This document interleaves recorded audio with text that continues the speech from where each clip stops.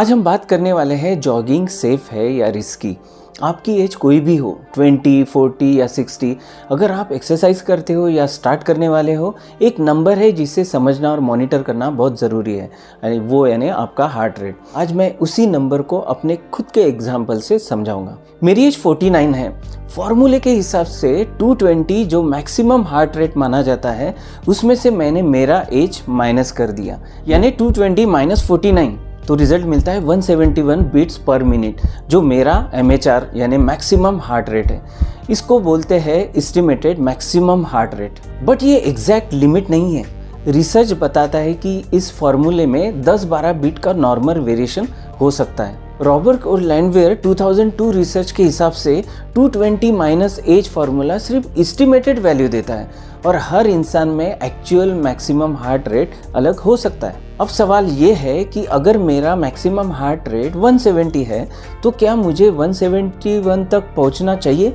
अगर मैं कभी 175 या 180 तक पहुंच गया तो क्या होगा?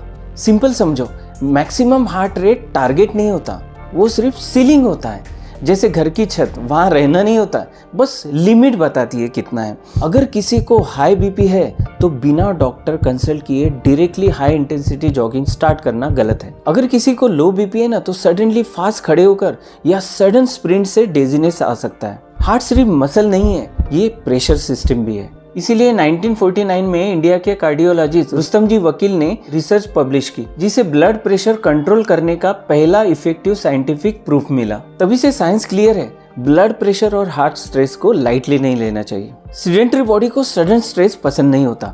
अगर आप सीधा 20 मिनट का रन करोगे तो बॉडी रेजिस्ट करेगी, इंजरी, फटीग या ड्रॉप आउट होगा। इसीलिए ग्रेजुअल जाओ, 10 मिनट वॉक करो और 1 मिनट का लाइट जॉग, बस इतना ही।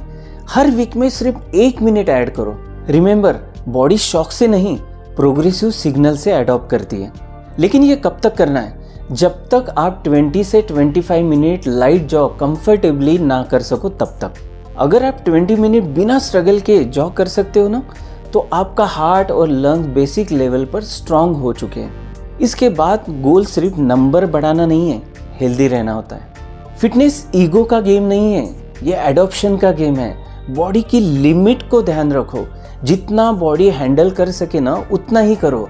हर वीक बस 1% बेटर बनो। मेरी 49 एज में भी मैं नंबर्स के पीछे नहीं भागता हूँ, मैं लॉन्ग टर्म फिटनेस के पीछे भागता हूँ, क्योंकि लॉन्ग टर्म फिटनेस ही असली हेल्थ है। Thank you so much.